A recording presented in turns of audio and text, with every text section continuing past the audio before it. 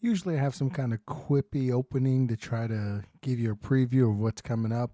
I'm just going to let you know, not a lot of big name sporting events going on tonight. We got some college basketball, we got some pro basketball, we got a little bit of NFL news. The big stuff will probably start tomorrow, but we're going to see what we can get through, and hopefully we can provide you your water cooler talk, as I've tried to tell you before. As I, excuse me, as I tried to tell you before, my name's Lewis. Thank you for reaching your daily sports update for February 5th, 2024. Like I said, it was a quiet night. You know, hockey is just getting ready to get back into the swing of things after their All Star break, but they didn't have any kind of games or anything like that yet. So that's why there's no hockey scores. So let's go ahead and go straight to some NFL news. The Washington Commanders have, it appears, gone with Cliff Kingsbury as their offensive coordinator. But if you don't remember, they had an offensive coordinator named Eric Bieniemy, who was fired after one season with the team. And this is what Coach Dan Quinn said. He said, "We won't work together here," Dan Quinn said. "But I want him to know I really respect the work he's done. I wish him nothing but the best."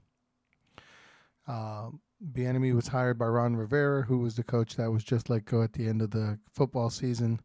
Um, and so we'll see where Bieniemy goes. I know there was a lot of question marks about why was there no interest in Eric Bieniemy beforehand, and then he went through this season with a rookie quarterback, and it wasn't the worst season in the world. But again, it was a rookie quarterback, and um, a lot of injuries that they had throughout the season, but wasn't enough, and Eric Bieniemy was let go.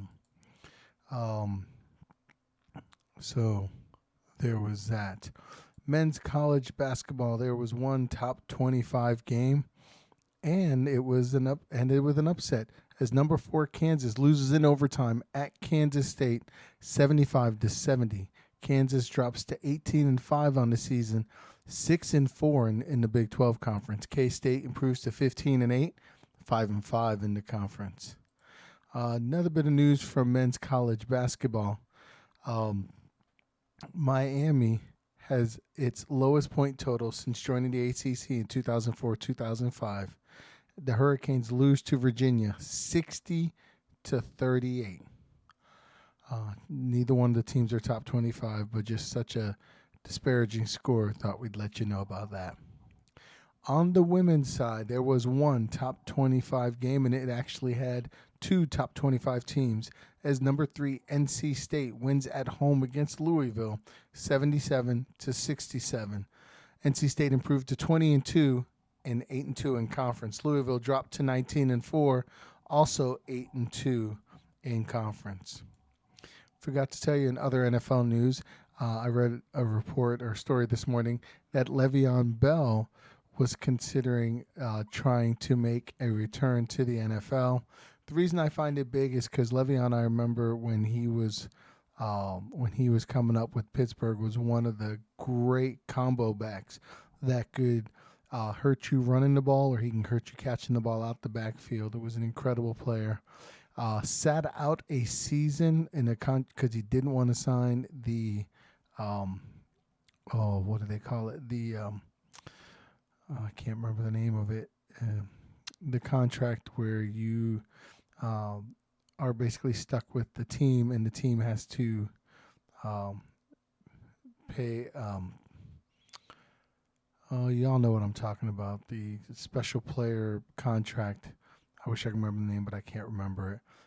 But he didn't want to sign that contract, so then he came back in 2019 and went to the Jets, signed a contract to go with them, and it didn't work out for him there. So we'll see what happens for Le'Veon Bell. And it says that his interest is in rejoining the Pittsburgh Steelers.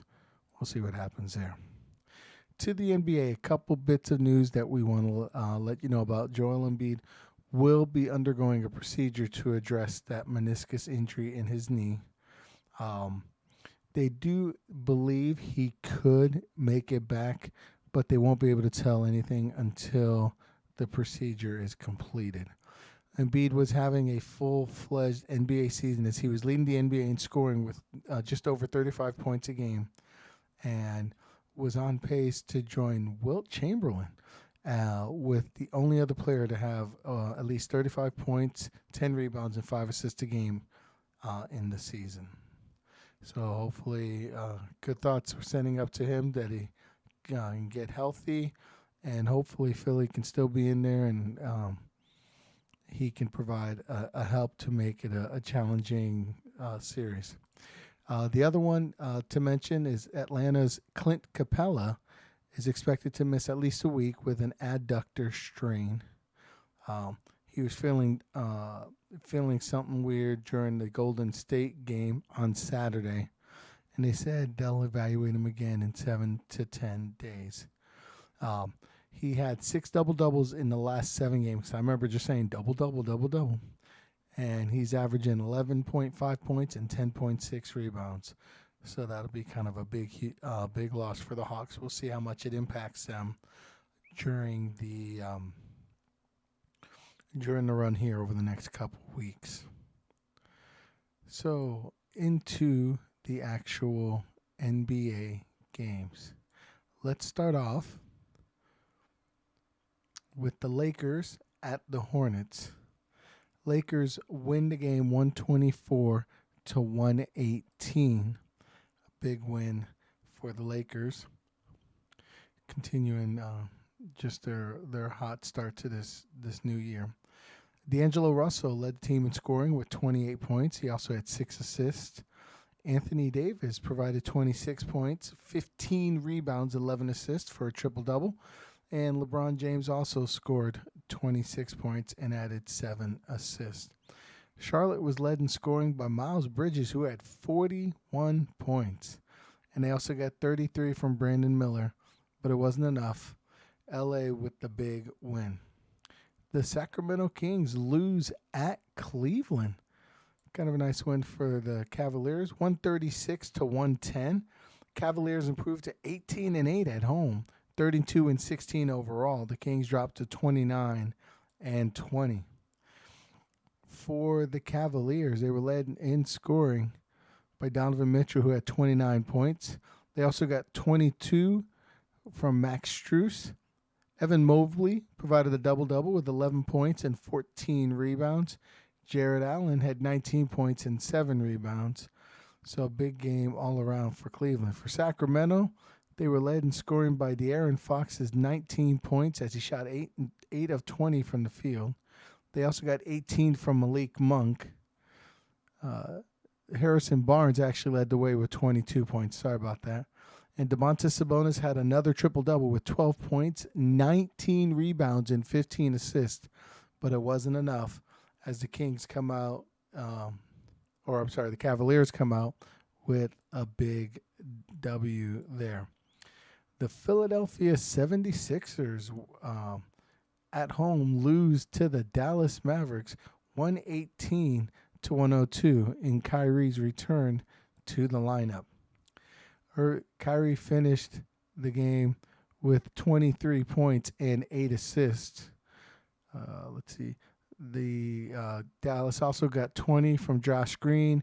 They got 19 and 8 rebounds from Luka. And they got 17 from Jaden Hardy. Sorry about that. For Philadelphia, they were led in scoring by 19 from Kelly Oubre. And they got 17 from Tobias Harris. As we said earlier, no Joel Embiid as he's looking at taking care of the options with his knee there. So the Mavericks went on the road, improving their record to 27-23. The Sixers, only their 8th loss of the season at home, 30-19 overall. Next up, probably the hottest team in the NBA right now, the Los Angeles Clippers win in Atlanta to stop one of the other hot teams, 149 to 144. The Clippers were led in scoring by Kawhi Leonard, who had 36 points and 5 assists. James Harden added in 30 points, 10 assists, and 8 rebounds. And they got 18 from Paul George. For the Hawks, they were led in scoring by DeAndre Hunter, who had 27 points, Trae Young chipped in 25 with 12 assists, and they also got 21 and 7 assists from DeJounte Murray.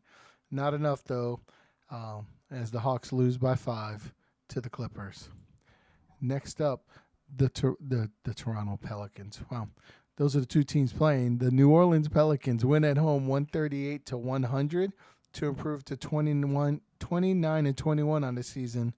That big win over the Toronto Raptors. New Orleans was led in scoring by Brandon Ingram's 41 points, 9 assists, 6 rebounds.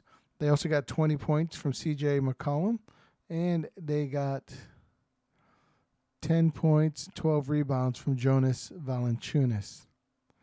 For the Toronto Raptors, they were led in scoring by Grady Dick, who had 22 points. First time I remember mentioning his name. Scotty Barnes chipped in 17, and Jakob Poeltl provided 14 and 9 rebounds. Again, not enough. The Pelicans with a big win. And the last game I'm going to mention for today, the Golden State Warriors win in Brooklyn, 109 to 98. Golden State improves to 22 and 25, 9 and 12 overall on the road. Brooklyn's 12 and 14 at home, 20 and 29 overall. As far as their scoring, Golden State was led in scoring by Stephen Curry had 29 points, 5 rebounds. Jonathan Kuminga had 28 points, 10 rebounds. They also got 15 points and 11 rebounds from Brandon Podziemski. And so one other big stat. Draymond, 8 points, 7 assists, 10 rebounds. So trying to balance it out there for him. But again, Golden State, your winner. Well, guess what?